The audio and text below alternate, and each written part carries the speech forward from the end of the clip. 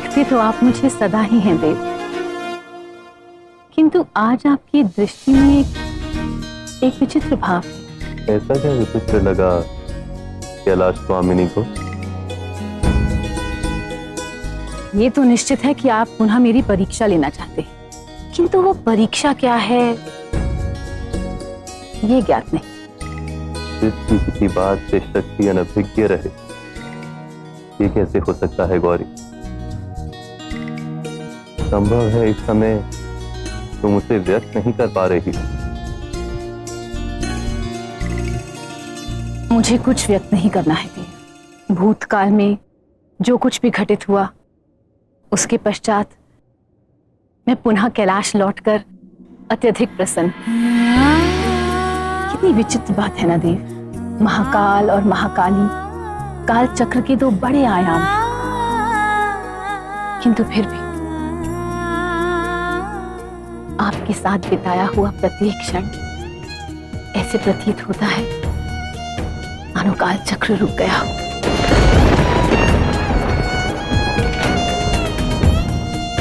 और आपके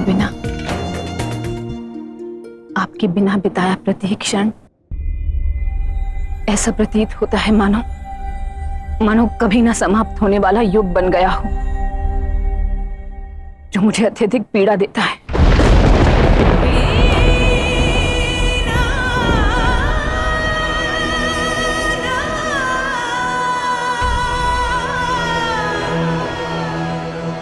किंतु अब मैं प्रसन्न, क्योंकि अब सब कुछ कुशल है देव। माँ,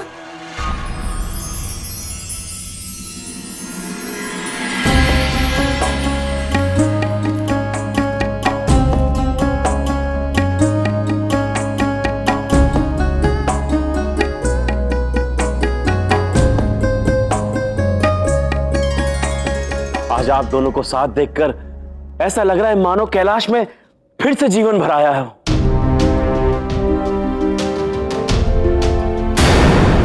हाँ माँ, मधुकैटभ और आदि के अंत के पश्चात संपूर्ण ब्रह्मांड में शुभता लौट आई है। इस शुभता का कारण माता और पिताश्री के संबंध की पवित्रता है विनायक।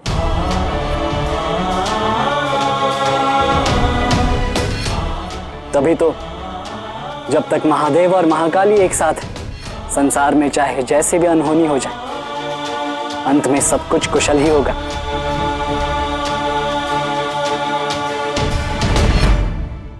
केवल हमारे संबंध की पवित्रता नहीं पुत्र, ये कैलाश की महिमा भी है। यहाँ एक अद्भुत अलौकिक ऊर्जा है, जिसके कारण यहाँ सदैव प्रसन्नता रहती है। और यदि कोई भी यहाँ किसी अनुचित प्रयोजन के साथ प्रवेश करे तो वो सफल नहीं हो पाता।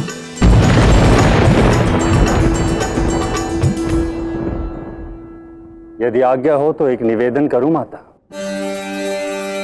आपके शब्द और संकल्प पर प्रश्न उठाने का साहस और शक्ति किसी में नहीं, किंतु कैलाश में जो घटनाएं घटित हुई हैं उसके पश्चात मुझे नहीं लगता कि कैलाश की ऊर्जा अब भी उतनी ही पवित्र है जितनी थी। आप कहना क्या चाहते हैं देवराज? यही कार्तिकेय कि कैलाश की पवित्रता भंग हो चुकी है।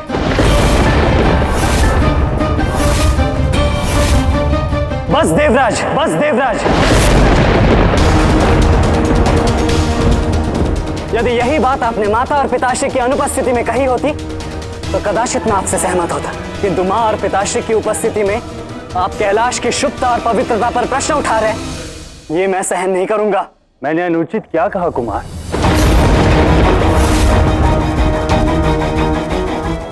जलंधर, भस्मासुर और अब आदि सब एक एक कर इस पवित्र कैलाश पर प्रवेश कर गए, जबकि इस पवित्र कैलाश पर किसी भी अशुभ आत्मा का प्रवेश कर पाना असंभव था।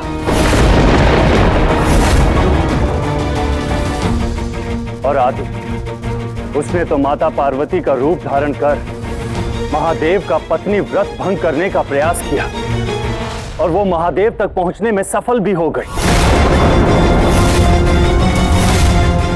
भले ही उसका अंत कर दिया गया हो, किंतु यहाँ जो कुछ घटित हुआ है उसे भुलाया नहीं जा सकता।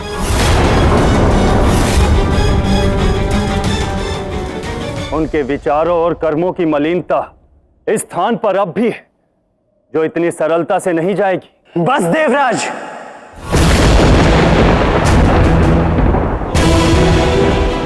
मैं माता और पिताश्री का अपमान सहन नहीं करूंगा।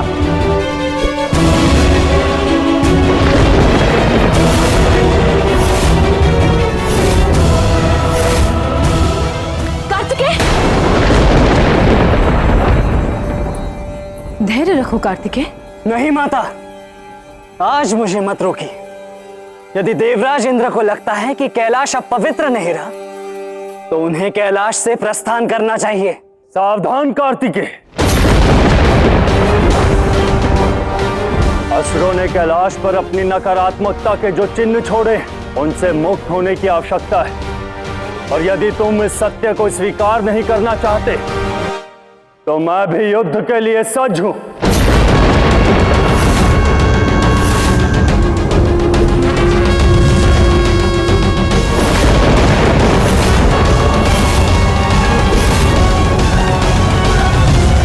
शांत वीरो, शांत।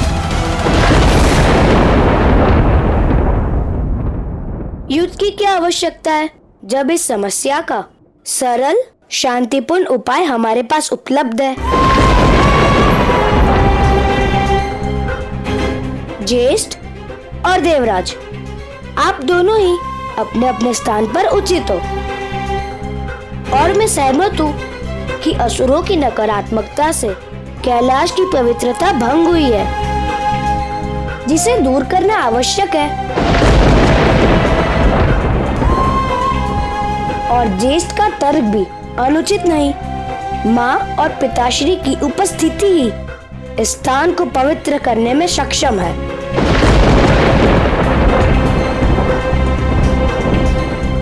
किंतु मेरे पास इस नकारात्मकता को दूर करने का एक और उपाय है।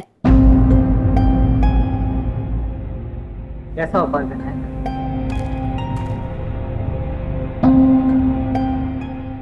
आनंद तांडव।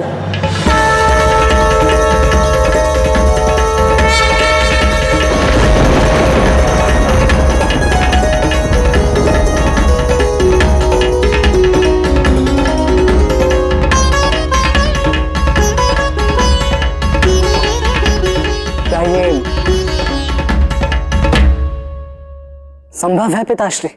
हाँ पुत्र, ये ना केवल संभव है अपितु इस बार संसार आनंद तांडव में एक विशेष व्यवस्था भी देखेगा।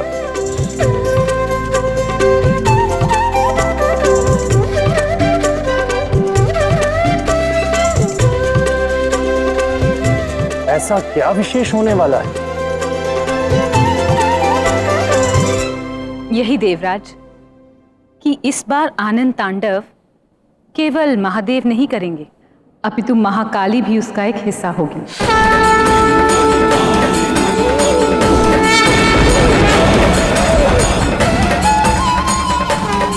अहो भाग्य हमारे, आज हम साक्षात महाकाल और महाकाली को एक साथ आनंद तांडव करते हुए देखेंगे। कैलाश के लिए इससे बड़ा उत्सव कोई नहीं हो सकता। हाँ, न केवल कैलाश अपितु समस्त जन इस आनंद तांडव को सदैव स्मरण रखेंगे।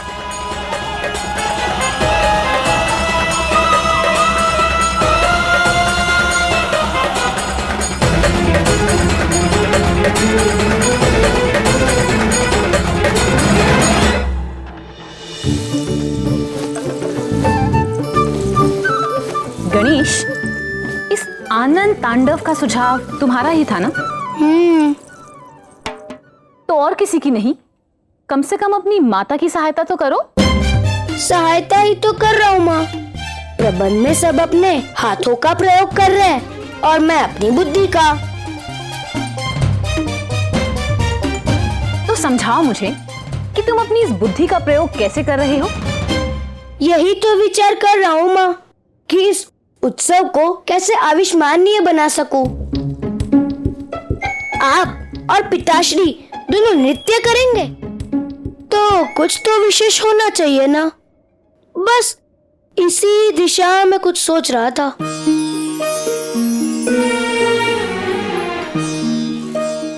प्रतीत होता है आप पहले ही इसके विषय में कुछ सोच चुकी है ना?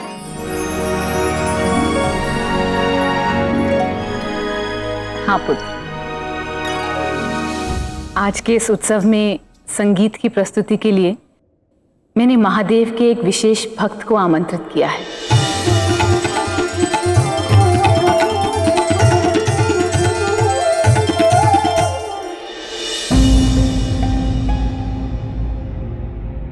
ये तुमने क्या कर दिया पार्वती? क्या हुआ नारायण, आप इतने व्याकुल क्यों हैं? मधु कैटअप के कर्म के फल के परिणाम स्वरूप वो जागृत हो गया है। वह सोनितपुर से शीघ्र ही प्लान करने वाला है। ओम नमः शिवाय, ओम नमः शिवाय, ओम नमः शिवाय। रसलिंगम? हाँ देवी, रसलिंगम एक पाराश शिवलिंग है। महादेव ने इस शिवलिंग को इसे वरदान स्वरूप सौंपा था और अब वह शीघ्र ही रसलिंगम के साथ कैलाश आने वाला है। और निमंत्रण किसने दिया जानती हो? स्वयं देवी पार्वती ने। पर कौन है ये भक्त नारायण? बाणासुर। ओम नमः शिवाय, ओम नमः शिवाय, ओम नमः शिवाय।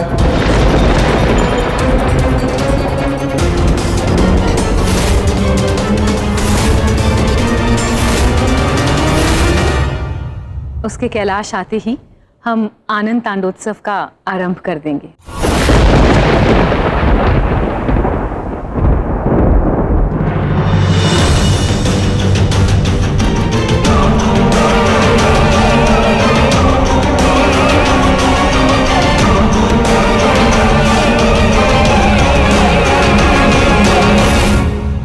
मुझे इस अनिष्ट को रोकना होगा लक्ष्मी,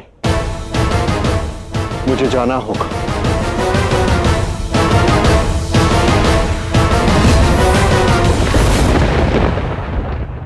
किंतु माता, इतने विशाल उत्सव में एक अकेला व्यक्ति संगीत देने में कैसे सक्षम होगा? यदि व्यक्ति की मंशा पवित्र हो तो ईश्वर गंतव्य तक पहुंचने का मार्ग दिखा देते हैं देवराज।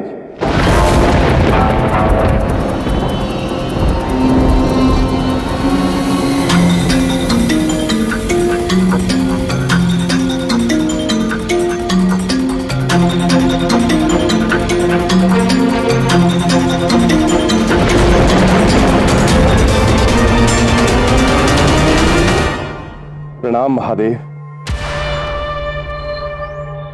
प्रणाम माता।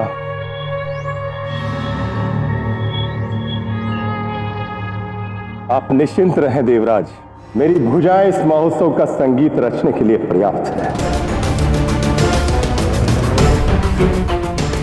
तो फिर उत्सव आरंभ करें माता?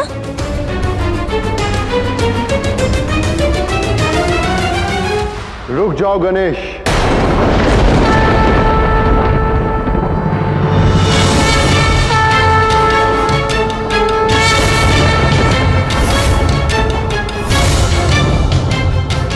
नारायण को बानासुर का प्रणाम। बानासुर, मानता हूं कैलाश में तुम्हें अतिथि बनकर मेरी बहन ने निमंत्रित किया है, किंतु उचित यही होगा कि तुम कैलाश से लौट जाओ। ये आप क्या कह रहे हैं ज्येष्ठ? बाणासुर कैलाश का अतिथि है और आप उसे जाने के लिए कह रहे हैं?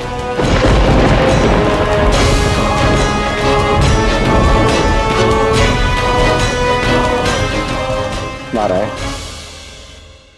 आप मेरे लिए सम्माननीय हैं, पर आपको बता दूं कि मुझे यहां महादेव के प्रति अपनी भक्ति और श्रद्धा के कारण आमंत्रित किया गया है।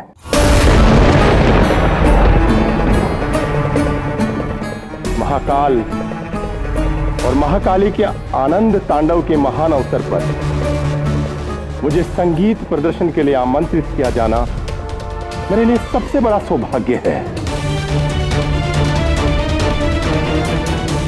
यदि आप मुझसे मेरा ये सौभाग्य छीनना चाहते हैं तो आपको उचित कारण देना होगा, अन्यथा ये कैलाश पर महादेव भक्त का अपमान समझा जाएगा।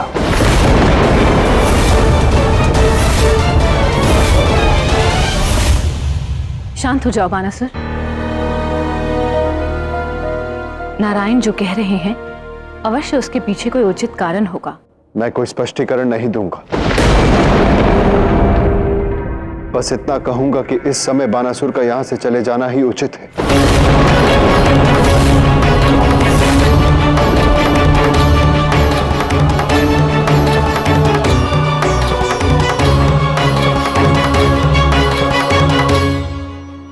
स्नेह में भावुक होकर नियति को परिवर्तित करना ना तो उचित है और ना संभव। इस उत्सव की आपको अपार शुभकामनाएं। मुझे आज्ञा दें।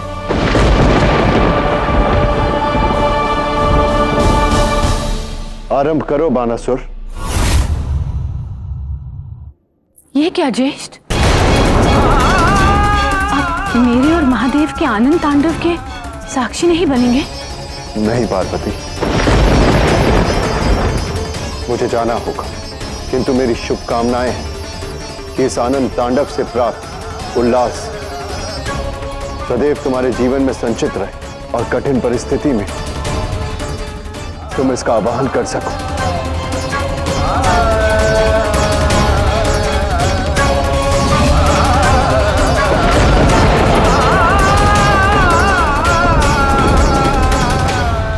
उत्सव आरंभ करने का समय आ गया है।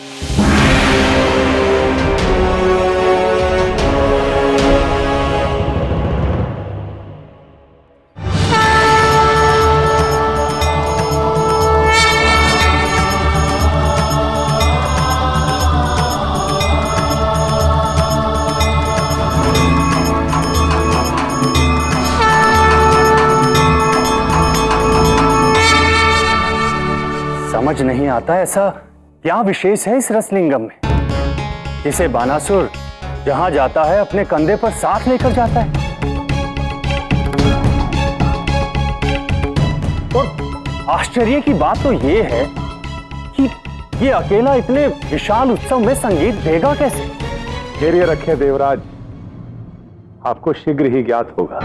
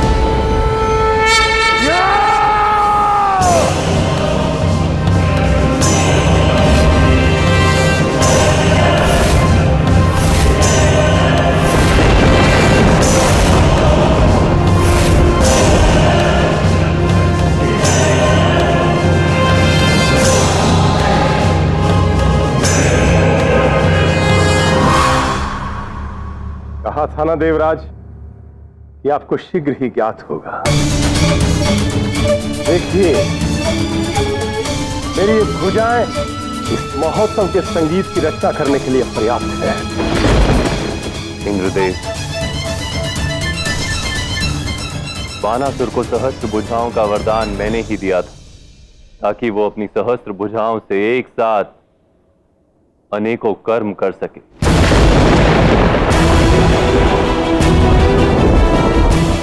सज हो बानासुर।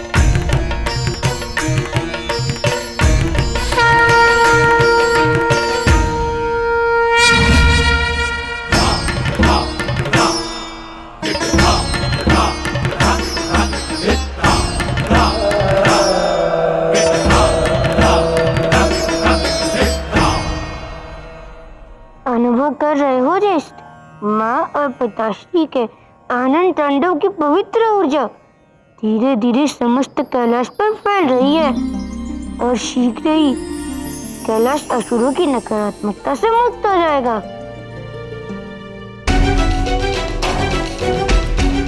नारायण, समस्त संसार महादेव और महाकाली के आनंद तांडव से प्रसन्न है, किंतु आप में ऐसा क्या छुपा है बानासुर के भविष्य में जिसे लेकर आप चिंतित थे और आपने उन्हें कैलाश छोड़कर जाने के लिए कहा?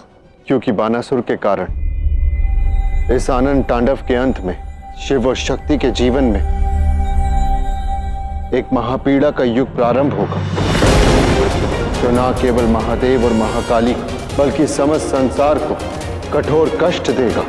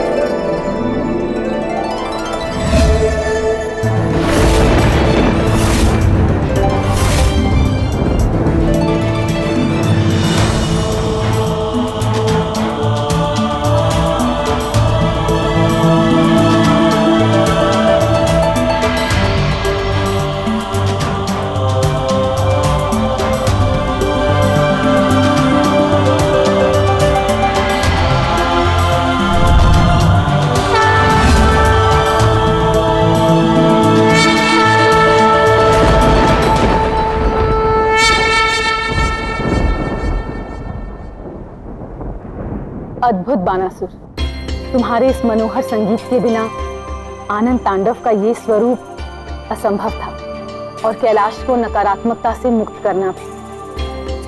प्रशंसा के लिए कोटि कोटि धन्यवाद माता। और ये सब महादेव के वरदान के कारण संभव हुआ है। यदि आप मेरी प्रस्तुति से इतना ही प्रसन्न हैं, तो आप और महादेव क्या मुझे एक एक वरदान और देंगे, ताकि मैं अपने जीवन में और अधिक कर्म करने में सक्षम हो सकूं। अधिक कर्म करने की तुम्हारी ये मंशा निश्चित रूप से श्रेष्ठ है बानासुर, किंतु अधिक कर्म करने से महत्वपूर्ण है श्रेष्ठ कर्म। इसलिए अपने कर्म पथ का चुनाव सोच विचार के करना बानासुर। यदि तुमने अपनी भुजाओं का प्रयोग किसी दुष्कर्म के लिए किया तो तुम अपनी समस्त भुजाएं खो बैठोगे।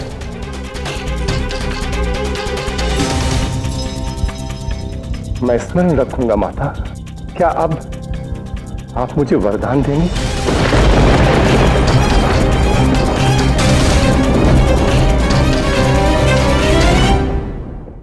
यदि ये घटनाक्रम किसी बहुत बड़े कष्ट का कारण बनने वाला है तो आप बानासुर को वरदान मांगने से रोकते क्यों नहीं?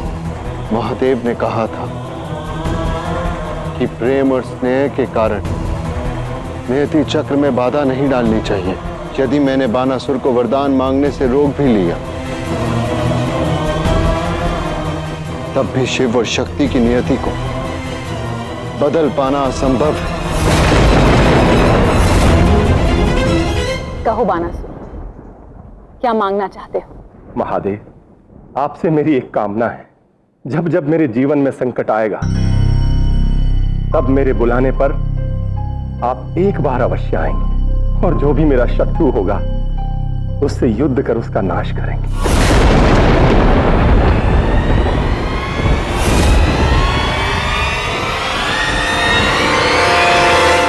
तथास्तु।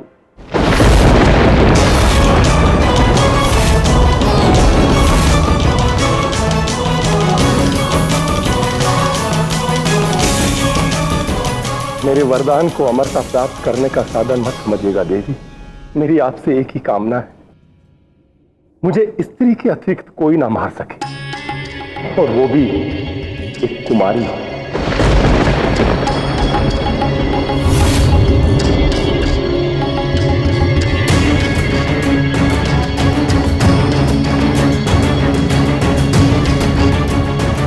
वरदान तुम चुन चुके हो, अब उचित कर्म पथ का भी चुनाव करना। यदि बुरे कर्म किए तो उसके बुरे परिणाम भोगने के लिए भी सज्ज रहना।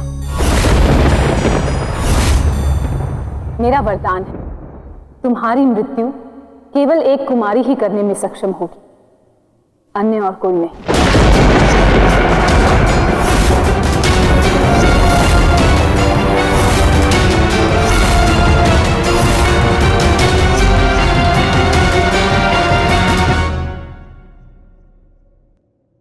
प्रणाम माता। प्रणाम महादेव।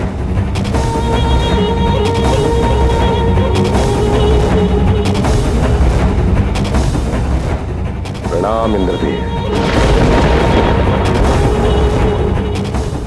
इतना सौभाग्यशाली हूं मैं जो वरदान व्यक्ति को सहस्त्रों सालों के कठोर तप के बाद भी प्राप्त नहीं होते। उन वरदानों को प्राप्त करने के लिए मुझे माता ने स्वयं निमंत्रित किया। इस उत्सव में आमंत्रित करने के लिए मैं आपका आभारी हूं माता। अब मैं इन सहस्त्रों हाथों और आप दोनों से प्राप्त दो वरदानों की सहायता से अपने जीवन में जो चाहूंगा प्राप्त कर सकूंगा।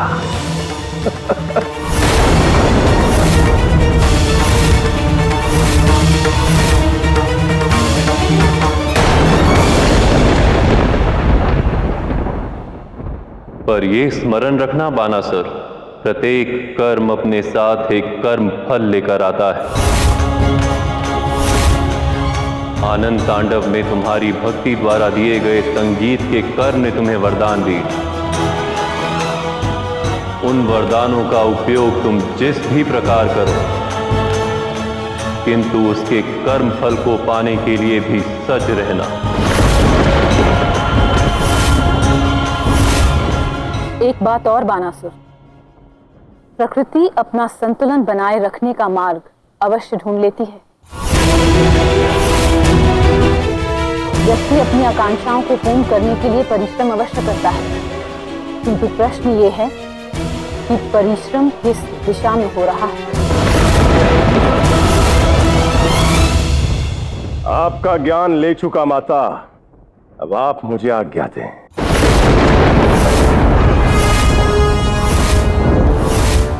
धन्यवाद माता। धन्यवाद महादेव।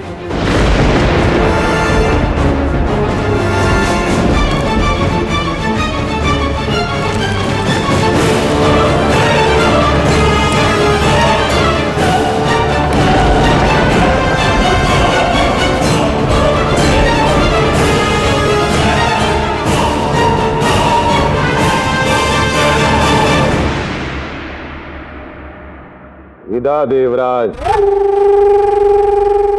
कौन जाने हम शीघ्र ही पुनः मिले।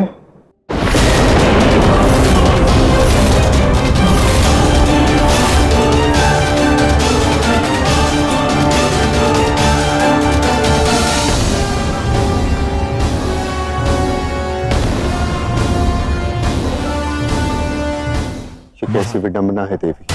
महादेव और महाकाली का आनंद तांडव सृष्टि के लिए सबसे सुखद और सुंदर घटना थी, परंतु उसका परिणाम पीड़ादायी सिद्ध होगा। कदाचित मैंने उस घटना को किसी भी प्रकार रोक लिया होता तो सृष्टि भयंकर विनाश से बच जाती। मैं आपकी पीड़ा समझती हूँ नारायण, किंतु आपने नियति चक्र में हस्तक्षेप कर उचित ही किया। महादेव को इस घटना का प्रारंभ ज्ञात था, फिर भी उन्होंने इसे नहीं रोका। और मुझे विश्वास है कि इस चयन के पीछे महादेव का कोई ना कोई महान उद्देश्य अवश्य होगा। और यदि कोई असंतुलन उत्पन्न हुआ तो मुझे विश्वास है कि महादेव और महाकाली उसका उपाय ढूंढ ही लेंगे। ये तो है देवी, वह इसका निदान कर ही लेंगे, परंतु हमें भी सच रहना होगा, क्योंकि महादेव और महाकाली द्वारा किए इस त्याग की अग्नि परीक्षा हम सभी को पार करनी होगी।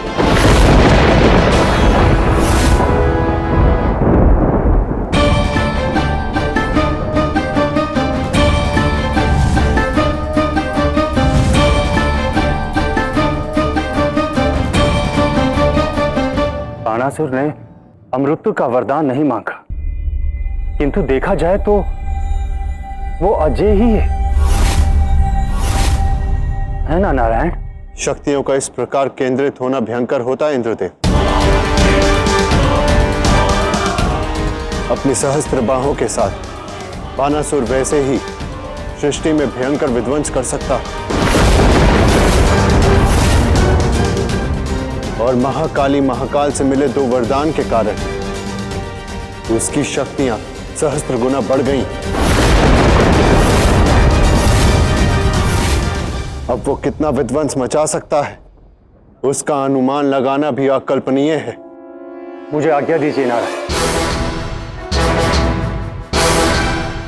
देवलोक संकट में बाणासुर ने कैलाश से जाने से पूर्व मुझे संकेत किया था कि शीघ्र ही भेंट होगी। अर्थात देवलोक संकट में बाणासुर को ऐसा वरदान देकर आपने क्या अनर्थ कर दिया माता? देवराज, ये कोई पहली बार नहीं जब कोई असुर अपने वरदान का दुरुपयोग करने जा रहा है। इससे पूर्व भी सहस्त्रों बार ऐसा हो चुका है। तब माँ और पिताश्री ने उसका हल निकाला था, और हमें विश्वास है कि माँ और पिताश्री इसका भी हल अवश्य निकालेंगे। किंतु इस बार मार्ग सरल नहीं है गणेश, क्योंकि इस बार बाणासुर की रक्षा का कवच स्वयं महादेव है, और यदि हमने इस बाधा को पार कर भी लिया तब भी बाणासुर का अंत कर पाना हमारे लिए संभव नहीं।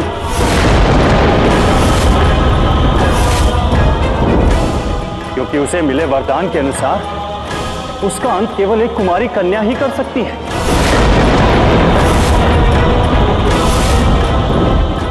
आपकी उपस्थिति में भी ऐसा अनर्थ कैसे हो गया महादेव?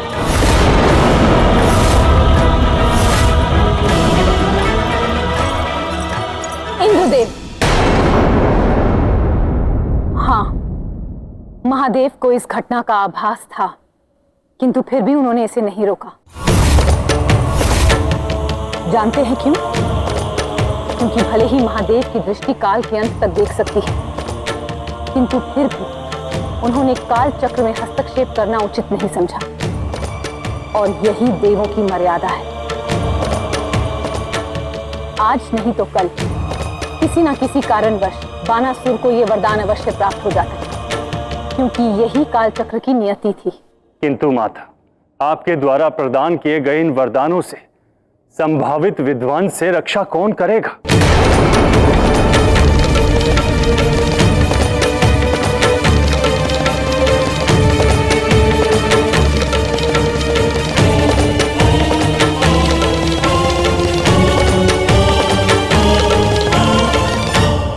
मैं इंद्रदेव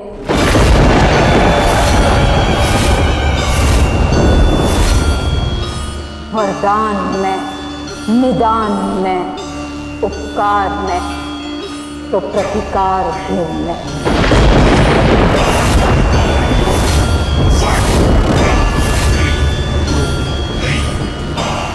मैं कैलाश का पुनः त्याग करूं,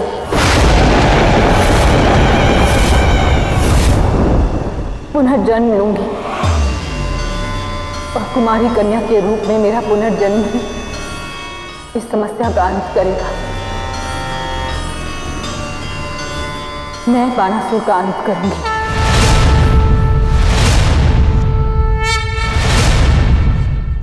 नहीं माँ,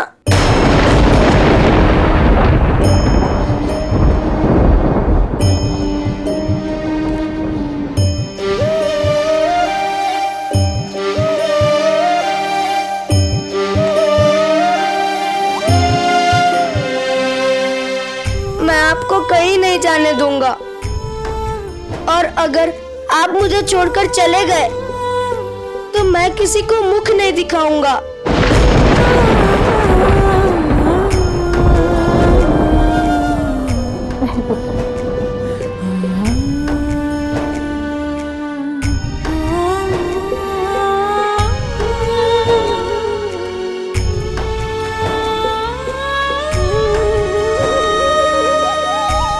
संसार के हित के लिए जो त्याग आप और पिताश्री कर रहे,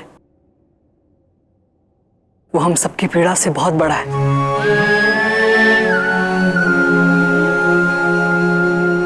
आप निश्चिंत रहे माता, मैं गणेश को समझा दूंगा। मुझे विश्वास है वो आपकी परिस्थिति अवश्य समझे। नहीं कार्तिक, एक माता जाते हुए अपने पुत्र की आंखों में आंसू छोड़कर नहीं जा सकती।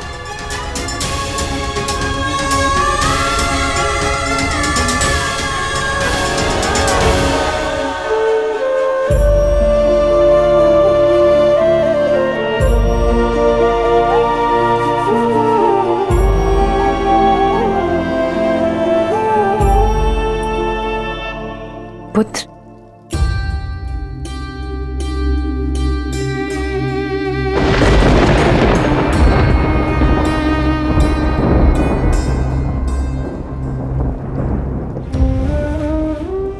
मुझे कुछ नहीं सुनना।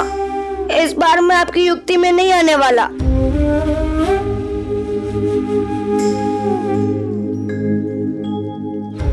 किसने कहा तुमसे कि हम तुमसे कोई युक्ति खेलने आए हैं? हम तो अपने रूठे पुत्र को मनाने, उसके मुख पर मुस्कान लौटाने आए हैं।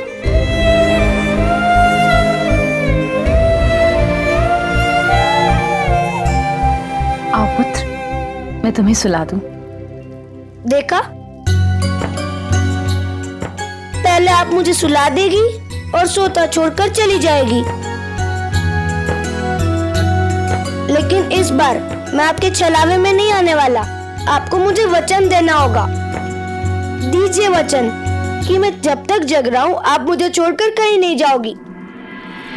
ठीक है, दिया वचन। जानते हो गणेश, प्रकृति होने के नाते मुझे अपने हाथों से सृष्टि में अनगिनत रचनाएं करने का सौभाग्य प्राप्त हुआ, किंतु मेरे हाथों जो सबसे श्रेष्ठ रचना हुई वो तुम हो।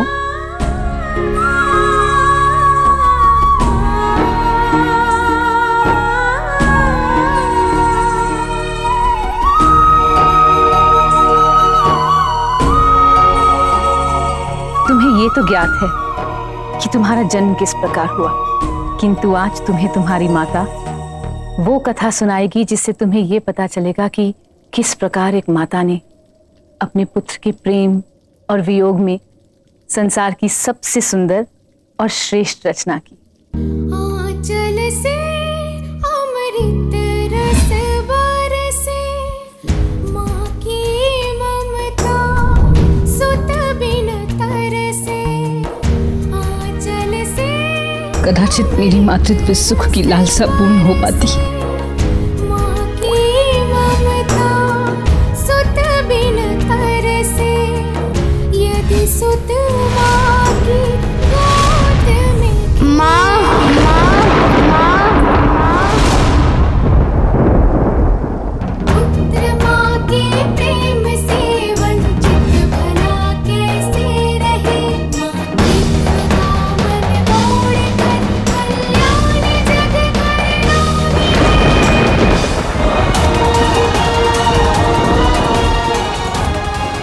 मुझे अब जाना होगा देव।